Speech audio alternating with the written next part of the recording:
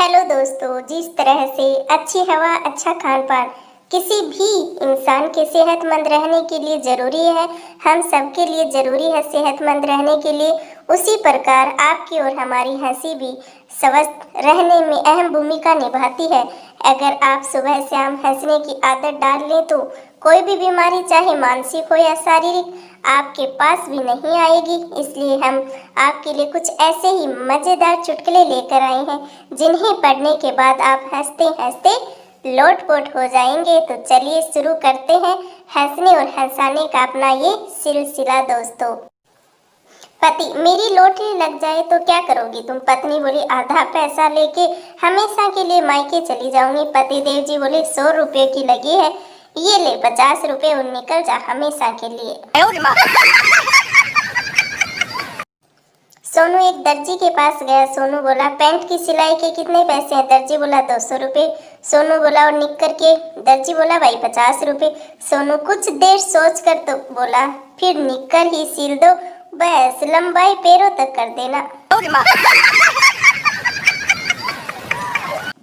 Police शराबी से, रात के 1 बजे तुम कहाँ जा रहे हो? शराबी पुलिस से बोला, मैं शराब पीने के दुष्परिणाम पर भाषण सुनने जा रहा हूँ। पुलिस बोला शराबी से, इतनी रात में तुम्हें कौन भाषण देगा? शराबी बोले, साहब मेरी बीबी है ना, वो देगी।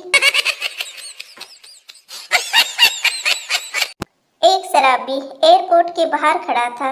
एक वर्दीधारी युवक उधर से गुजरा। शराबी ने उससे कहा, एक टैक्सी ले आओ भाई साहब। युवक, मैं पायलट हूँ, टैक्सी ड्राइवर नहीं। शराबी बोला, नाराज क्यों होते हो भाई? तो एक हवाई जहाज ही ले आओ। No no no no.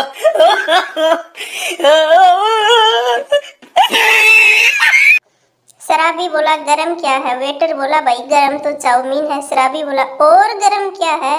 Waiter बोला, और गरम सूप है। शराबी बोला, और गरम बताओ भाई, और क्या है? वेटर बोला, उबलता पानी। शराबी फिर से बोला, और गरम बताओ। वेटर बोला, आग का गोला है साले। शराबी बोला, ले आओ, बीड़ी जलानी है भाई।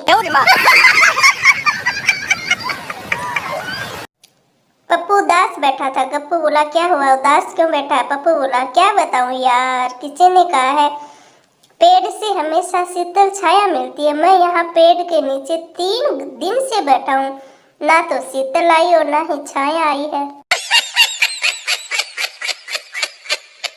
मोहित, मैं स्कूल नहीं जाऊंगा। माँ बोली, क्यों बेटा, क्या पढ़ाई में मन नहीं लगता? मोहित बोला, नहीं माँ, ये बात नहीं है। माँ बोली, तो फिर क्या बात है बेटा जी?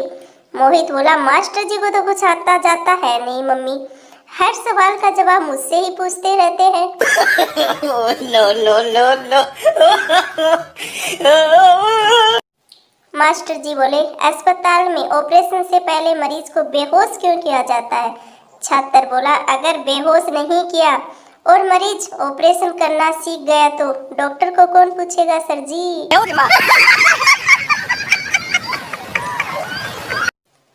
पति पूरी रात घर से गायब रहा और सुबह सुबह वह वापस लौटा। पत्नी ने गुस्से में कहा, सुबह के 7 बज रहे हैं, अब किस लिए आए हो? पति देव जी ने बेहद ही शांत स्वर में कहा, पगली, नाश्ता करने के लिए आया हूँ। अध्यापक ने पढ़ाते हुए प्रश्न पूछा, कौन सा हाथ लिखने के लिए सबसे अच्छा होता? एक छात्र ने उत्तर दिया, कोई सा भी नहीं सर जी, क्योंकि हम तो पेन से लिखते हैं।